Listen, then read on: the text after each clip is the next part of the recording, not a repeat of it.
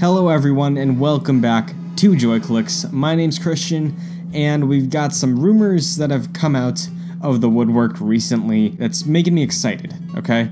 The Nintendo 64 is one of my favorite consoles of all time. It has some of my favorite games growing up on there. And now, thanks to a potential leak or mess up being reported on Reset Era, it looks like the Nintendo 64 Classic Mini Edition may actually come to fruition, hopefully by Christmas of this year. But all of that is really just teeing up what I really want to talk about today, and that is the 10 games that really have to be on this console to make it worth it. So obviously there are some licensing issues. GoldenEye, no chance in hell that's going to make it on here. If it does, that'd be awesome, but I really don't think between the MGM and Sony licenses with James Bond and Rare with Microsoft, which is a little more realistic, I don't think GoldenEye is happening, despite however many people wish it would. And secondly, we run into the issue of Banjo-Kazooie and Conquer and Perfect Dark and all the other Rare games.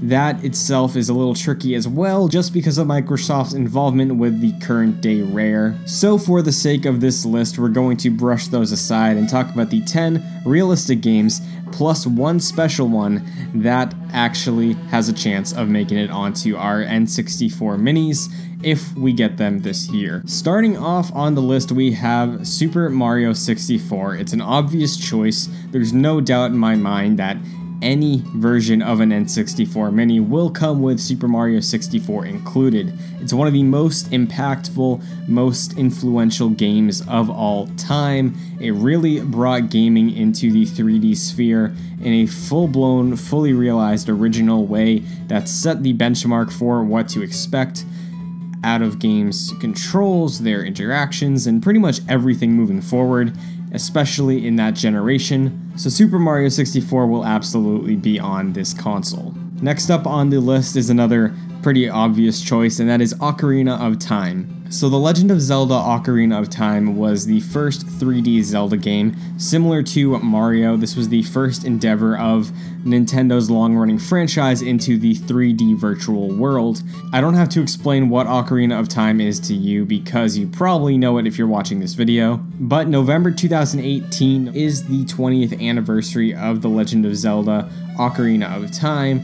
So Nintendo is pretty hit or miss with anniversaries of games, but considering how huge Zelda is to them, I think having The Legend of Zelda Ocarina of Time paired alongside an N64 Classic Edition announcement makes sense as a way to commemorate the 20th anniversary of this legendary game. Another game that's probably going to end up on this Classic Edition, and makes a lot of sense too, is Star Fox 64. So Star Fox 64, again, is pretty much the benchmark for Star Fox games since this one released.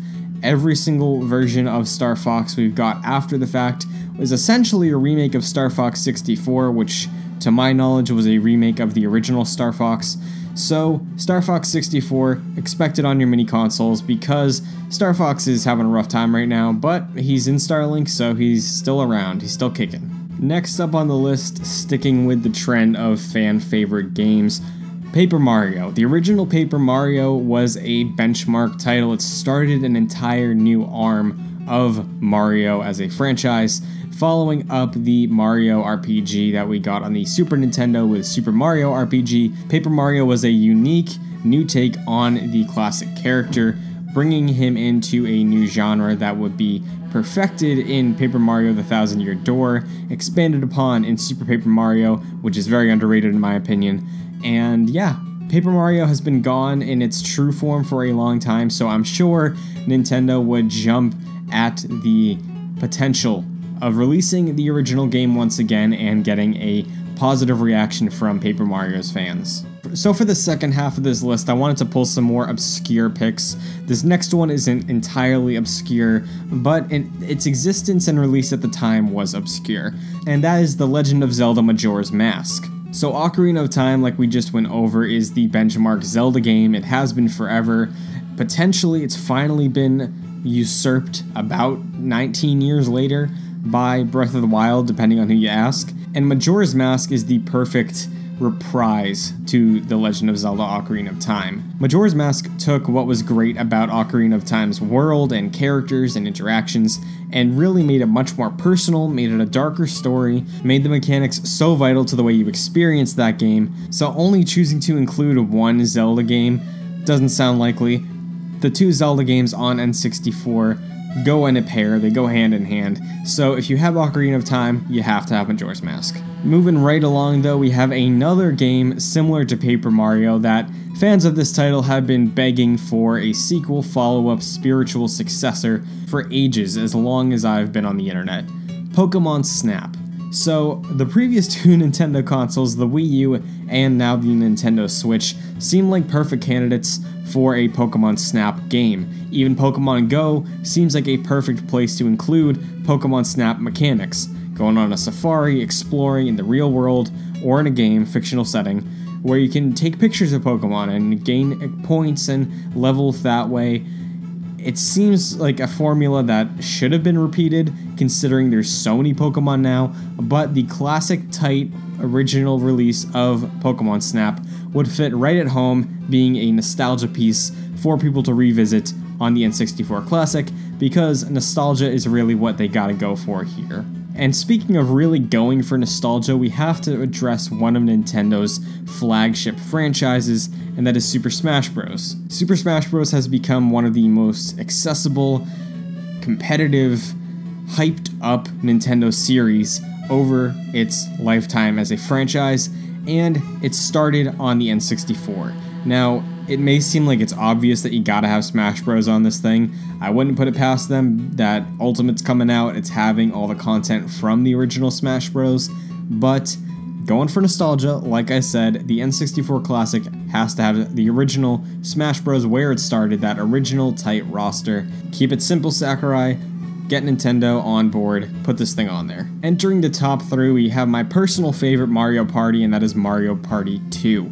Mario Party 2, in my humble opinion, really excelled at everything that the original Mario Party was pretty good at. Mario Party 2 just took all of the stuff that Mario Party did great, added to it, expanded to it, made a really fun campaign, so many great boards on there. The Halloween board is a classic, I love that one so much. And you got the Western board on there, you got the Egyptian board on there. All the themes on there, again, are really simple, and I think that's a huge benefit to them, and Mario Party 2 is just a overall great time. The N64, like we mentioned previously with Smash, was huge for multiplayer. GoldenEye, like I also said at the top of this video, really big deal on the N64. So again, going for the memories you got back in the day, Nintendo really has to capitalize on multiplayer because the N64 had the 4 controllers. To so many people, it was their party system, it was their friend system, it was their sleepover system. So having Mario Party 2 on there will just make it feel all the more right. And no good party machine is any good without a kart racer. And we gotta go with my favorite kart racer on the system, next on the list, Diddy Kong Racing. So Mario Kart on the N64 is a little bit of a back and forth with me. I appreciate it for what it was, I grew up playing it occasionally, but Double Dash is really where my first entrance to Mario Kart was. Love that game so much. And we get into the rare license here, which, to my understanding with all of this, because it was released on the Nintendo DS, because Donkey Kong 64 was released on the Wii U, Nintendo and Rare and Microsoft have an agreement opinion that since Donkey Kong and the Kong family are their IP, those are their original characters owned by Nintendo, that the Rare games starring Nintendo original owned IP characters are allowed to be re-released. So if that is the case, and they are able to agree to that again with the case of the N64 Classic, then Diddy Kong Racing absolutely has to be on there. It is, like I said, the more refined kart racer on the system, great for multiplayer, great for couch co-op, great for couch competitive play. It's such a fun time, although I could easily see them go for a Mario Kart 64. And lastly, before we get to our bonus special game that should be included on here, I gotta throw in Donkey Kong 64. Donkey Kong 64, this is a personal choice. I love this game to death. It's so charming, it's so fun, it's so funny, there's so much content in there. You really want to get into a conversation about how much content can be in a game. Donkey Kong 64 has millions of different collectibles across 5 different characters, so many worlds, so many places to explore, great vibes, fantastic music, and I really think Donkey Kong 64, in the absence of Banjo, potentially, again, didn't play Banjo growing up, this is my list. I understand the audience for Banjo has a fervor to get that game back on Nintendo. I'm all for it, but if the rare thing is limited to what I said earlier, Donkey Kong 64 makes perfect sense in the place of Banjo. Would absolutely love to see this game show up on the classic system. So now that we've reached hour 10 that need to be on there, I have to say I'm sure there's going to be probably around 15 to 20 just as far as keeping the price manageable, keeping the size and storage manageable, considering the NES Classic was 30 games and 60 bucks.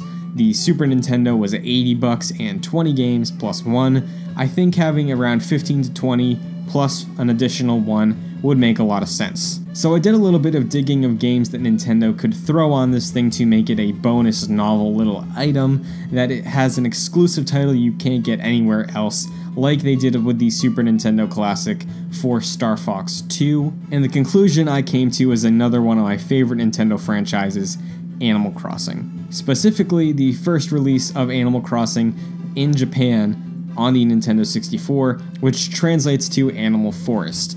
So Animal Forest is essentially the exact same game that the US and everywhere else got on the GameCube with Animal Crossing. So having the original release of Animal Crossing, Animal Forest, released on the N64 Mini to the entire world in every region that this mini console gets released is going to be a really novel thing to have. I know there's a huge fan base for Animal Crossing out there that really kicked into high gear when I got it on the 3DS, so I absolutely love to see where this franchise started to tide me over to Animal Crossing on my Nintendo Switch. So that's going to wrap up the 10+1 games I think absolutely need to be on the Nintendo 64 Classic Mini Edition. Hopefully it comes out this year. I would way prefer to buy a N64 Classic over the PlayStation 1 Classic, and that's not because of the lineup, mainly just because no analog sticks and the lineup is part of it. But if you're new to Joyclicks, if you like this video, if you agreed with anything I said, be sure to comment down below, subscribe so you don't miss any upcoming content from Joyclicks. I'm also starting a brand new series on twitch.tv/Joyclicks. Showed it at the beginning of the video, linked down below. Every Friday, 8 p.m. Eastern Time, you can see me doing a blind playthrough of the 5th generation Pokemon White. Playing through that, having a blast. So if that sounds interesting to you, if you want to check it out, check it out. I'm sorry I haven't been uploading as much. College has really been kicking my ass lately. So I hope to get back to a regular schedule of release on the channel, but you can definitely see me, like I said, Twitch every Friday night, streaming Pokemon, having a blast. And until next time, good vibes and good game.